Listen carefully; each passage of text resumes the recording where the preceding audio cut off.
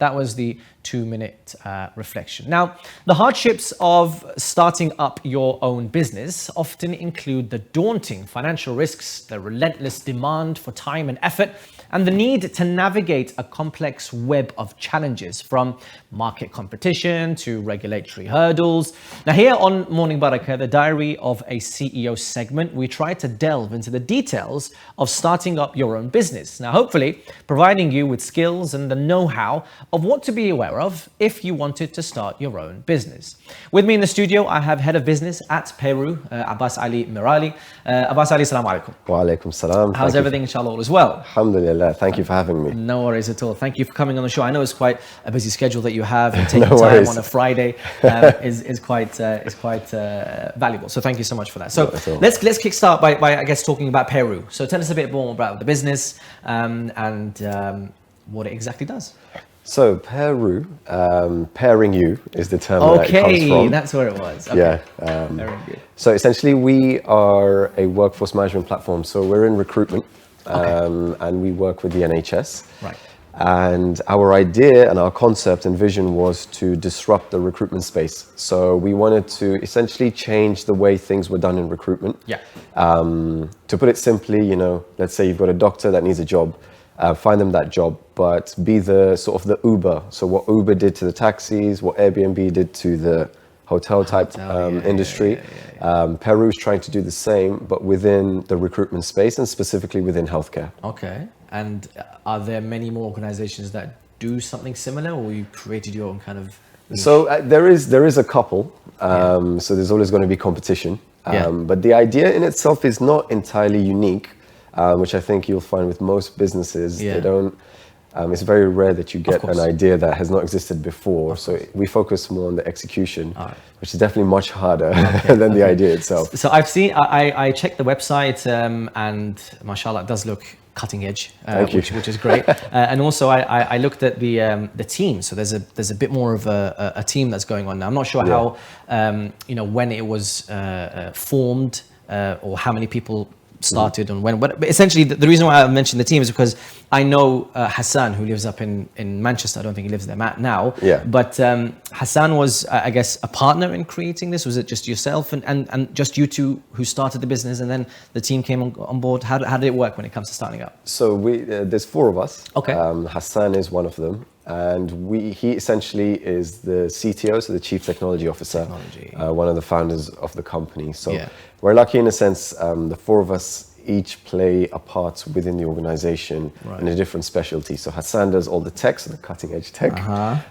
That's approved by the NHS now, so congratulations to him. Fantastic. Then we have another partner who's head of the finance. And then you've got myself, who's head of sales and business development and managing the team. Yeah. And then you've got another partner that's the head of the strategy side of things as well. Okay.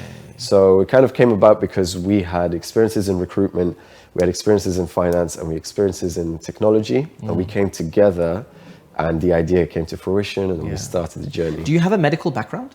No.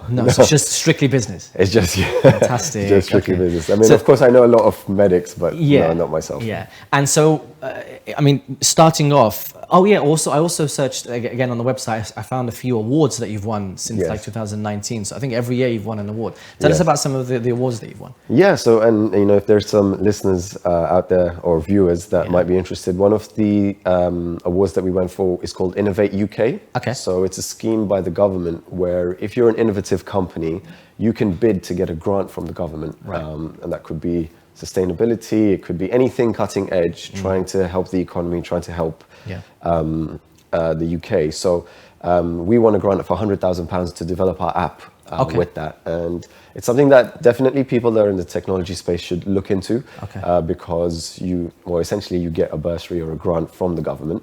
And at the same time, we also got approved by the NHS on a recent tender framework. So the NHS kind of did this whole thing where you had to put yourself forward as a platform in recruitment and in staff banks. And Hassan got approved on that. Fantastic. So let's get into I guess the nitty gritty, kind of the personal journey that you've been on. So before Peru, Were you in corporate full time? What was your life like then? So I'd done a year in corporate at IBM, one of the biggest companies in the world. Personally, it wasn't for me. So from that, when I graduated university, I went straight into startups. And I've worked in startups my whole life so far. Right. And specifically within recruitment. So I was one of those kids, and I think people from our community and culture are like that. We always want to have our own business, and you know, our family and our parents always did it. So it's something from a very young age that I used to research into. And I worked in startups because I wanted the experience of what it was like to work in a small team, to be innovative and sort of push the boundaries. And you learn a lot more in terms of those types of skills. And so I was lucky enough to have those opportunities. And then, of course, I met with these guys after I'd been working for about 4 years. And so it seemed like a good transition because I've kind of worked in that environment, but now I get to do it myself too. So it kind of married up really well. So before I get into kind of the financial risks of leaping into startups, because you know there is a certain level of security when you're going into kind of a corporate role. There's a ladder, and you know where you're kind of heading. And but when it comes to startups, there's always that leap of faith, and there's always risk and stuff. But when it comes to a work-life balance, what are the strategies that young entrepreneurs can employ to kind of prevent burnout? Because you have to put in a lot of time and effort when it comes to startups, right? Yeah, I mean, I think you accept whether you're working in a startup or you have your own business, and you have to take some level of sacrifice. It depends on your ambition levels as well. You know, some people want to be multi-millionaires. Some people want to be comfortable. Some people want to be billionaires. So it's like everything comes at a cost. But I would say, once you accept that you have to sacrifice something, then most people can segment their life into different sections. So you've got work, you've got family, you've got friends, you've got your social life, you've got your health, you know, your keeping physically fit. So you have to appreciate that something will have to give somewhere. And once you accept that, it makes it a lot easier. So instead of you thinking, oh, I never get time to spend with my friends, you manage the expectation from the beginning to say, okay, I'm going to take that sacrifice so it doesn't hurt you as much.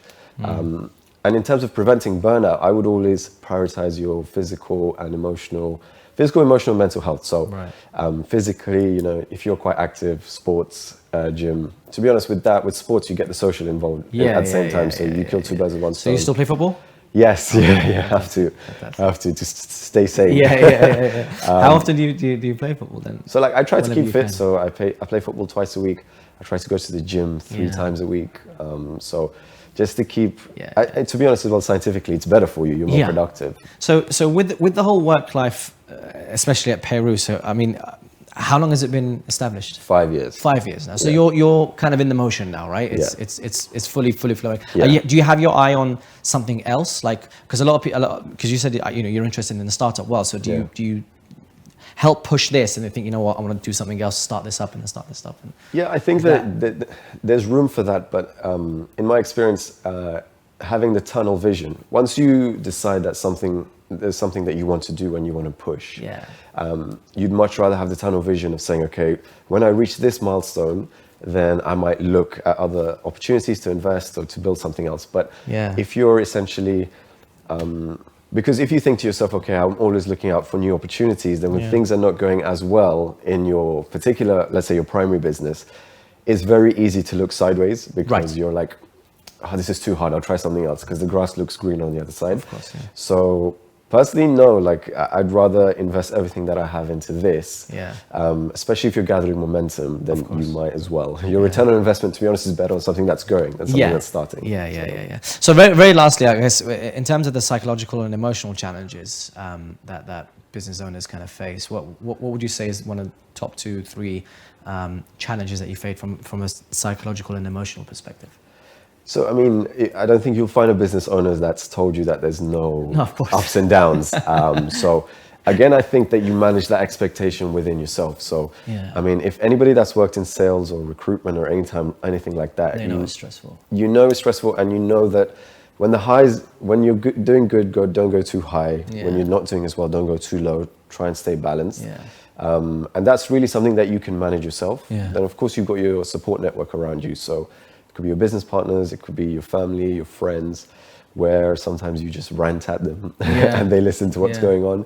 But if you have that structure in place, I think you're okay. But I think in reality, if you're going to be a business owner, I don't think you'll find one that says it was easy and you didn't have to struggle and mentally it wasn't tough. Yeah. Doesn't mean that you negate your mental health, but at the same time, you make sure that you're have the right support system in place, and you yourself expect that you are going to go through that. Yeah.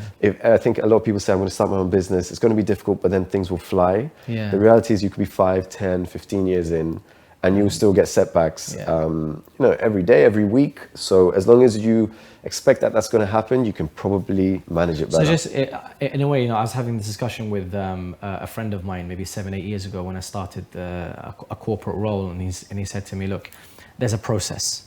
If you believe in the process, and this process has been, checked and validated by those before you who have been successful, and they're telling you, look, if you follow this process, follow this equation, right, you're going to lead to success. It's a science. It's not even just an emotional thing. Like, it's a science. If you do this, if you call this many amount of people, right, 1 out of the 10 call, you might get through to someone, and so on and so. So there's a science behind it. Sales, right?